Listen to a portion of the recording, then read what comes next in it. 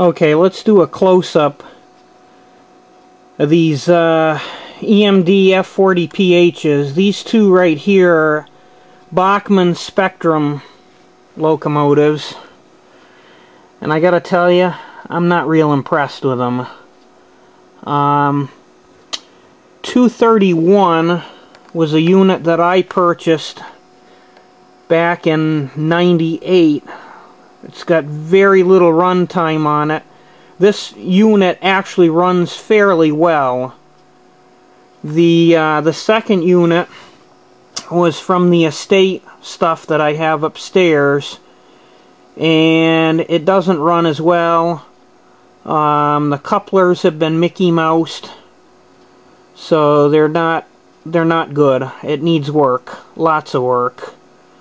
I'm not sure if I'm going to do it or not, but I'm not going to sell it quite yet, just because I don't want to buy the new Cato stuff at $90 a locomotive and $40 a car, because I'm not a real fan of passenger trains. However, it is nice to have one once in a while. Also, these cars, these Superliners, are Concours cars, and I gotta tell you, I'm not real impressed with these either. I'm gonna show you why. Let's move the train forward here a little more so we can look at these closer.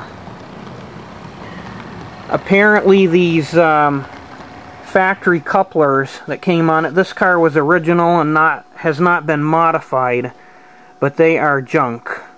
They keep coming off, they're not lining up right, they're way too long. I can just go on and on. They're horrible. The wheels are not super great on them. They roll fairly well, but it makes the cars shake.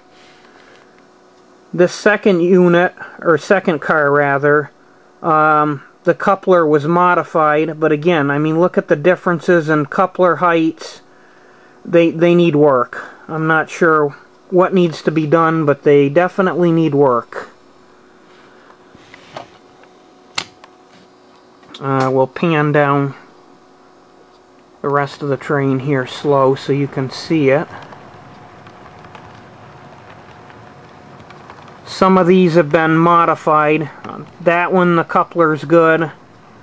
The next one, it's good. Although I haven't had it on a KD gauge yet, so I'm not sure whether they're true heights, but they're lining up with the rest of the cars. And this last one, the couplers are junk. This one kept falling off, so I finally just took it off. I got sick of it falling off. So, these cars are going back in storage for now, but I did want to run them. Okay, and here's the second train. 3 EMD F40PHs on this train. The lead locomotive is a Bachmann Spectrum number 209. This is the Phase 2 paint scheme. I purchased this one like the other one back in '98, and it's seen very little runtime, so it does run fairly well.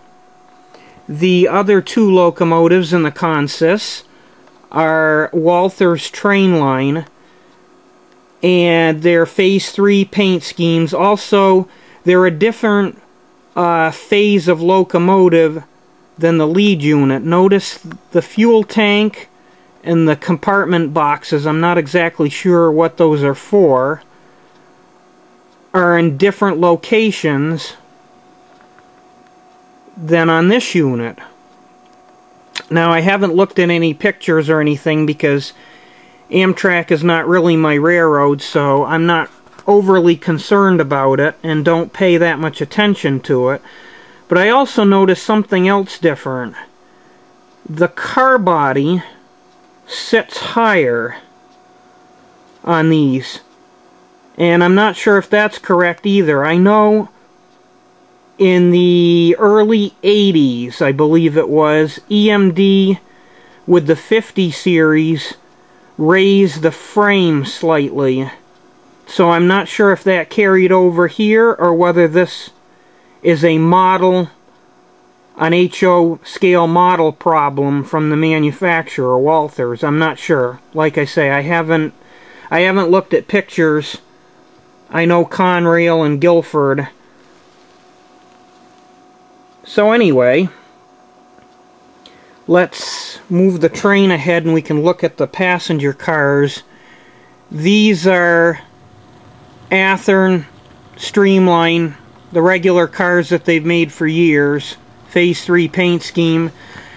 Probably they're not prototypically correct, but at this point in time, like I said, Amtrak's not my road. I really don't care. I just wanted a passenger train once in a while, and that's good enough.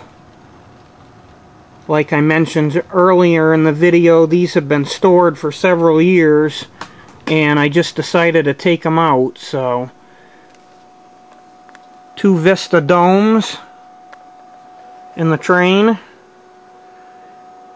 and you got the baggage car, the railroad post office car, and then there's diners and coaches mixed in here. I'm not sure which ones are which. And then, of course, the observation car at the end.